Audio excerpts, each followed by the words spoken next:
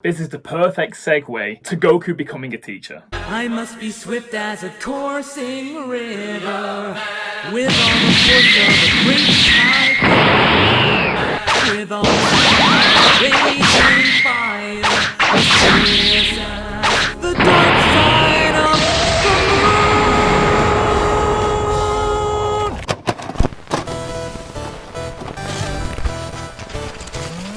A man who was never trained in his life or valued the lives of his comrades whatsoever was defeated in this chapter by Son Goku. A man who values life to the criticism of his own friends, families, teachers, and his own fan base, who also trains every single day of his life to become a better and more complete person. In this fight, so many of Goku's past enemies had a part to play. Bulma, Yamcha, Krillin, Tien, Chaozu, Piccolo, Vegeta, Android 17 and 18, Majin Buu, and Beerus. Even the Pilaf gang had a part to play in the energy sharing. Shout out to the OG Dragon Ball villains.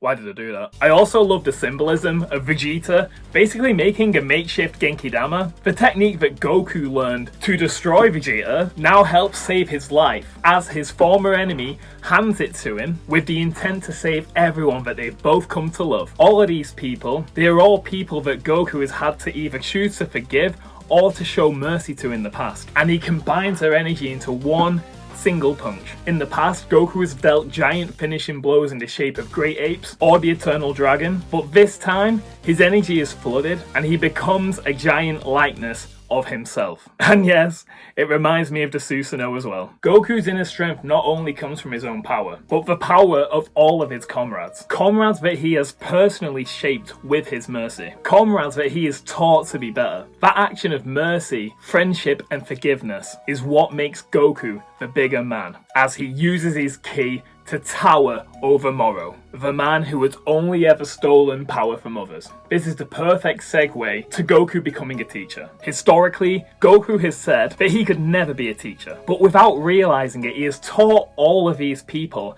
a better way of living, whilst also making them stronger. Like, we all champ on Yamcha, and we all take the piss out of him, but he went from like a lowly street bandit to one of the strongest humans in the entire world. That's just one character. Never mind everyone else that Goku has ever influenced. Goku is not a merciless god of destruction, and he never will be. Goku is the person who leaves everyone and everything better than when he found it. It is definitely not a coincidence that the one who gives the divine power, allowing Goku to finish off Moro, was Majin Buu's reincarnation, Oob, a former enemy of Goku, who in the most extreme example of Goku's mercy, was resurrected as a good person to give him a second chance. And as we already know, Goku will one day become that man's teacher, and he will pass the torch on to him. Silver hair is associated with mastery within Taoism. Lao Tzu, I hope I'm pronouncing that right, was the founding figure of Taoism, who also happened to be born, so legend says,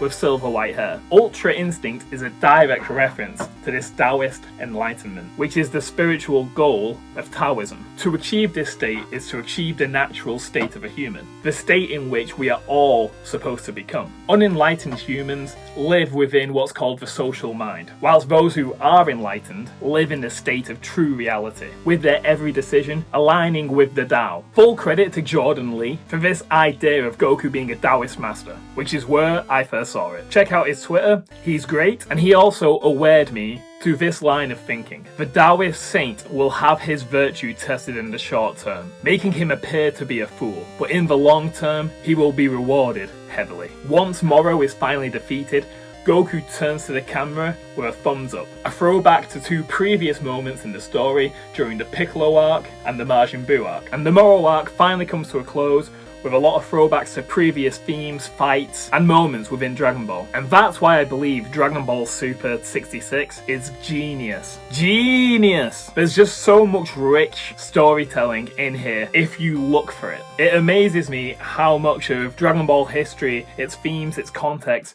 can be condensed in, say, 30 pages. Of course, as usual, it's not without its critics. So let's have a look at some of the more insightful criticisms that I found on Twitter within the first 24 hours of Chapter 66 release.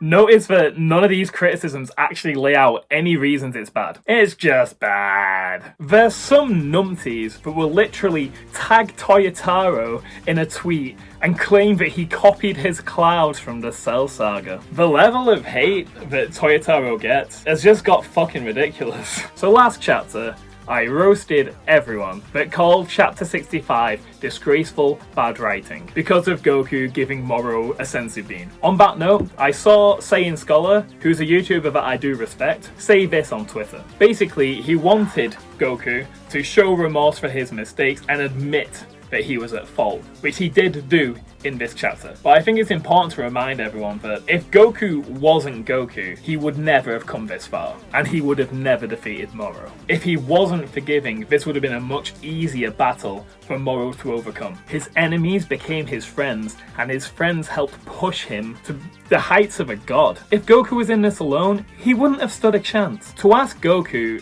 to not show mercy is to ask Goku to not be Goku. And although this panel may be cited as an example of Goku showing regret for his actions, remember that it wasn't soon before this panel where Whis told Goku to have faith in his ability because he has already acquired divine power. Maybe it's time for the fans to do the same. Besides, every superhero has a weakness. If Superman didn't have kryptonite, he'd be boring as fuck. He wouldn't be interesting. And for Goku, his weakness will always be his forgiveness. But not unlike real life, our weaknesses are oftentimes our strengths. When Goku fucks up, his comrades will be there to help pick up the slack. And in the end, it will always make him stronger. Why? Because it always has. But to these fans, they're quite insoluble. I'm dropping super this month!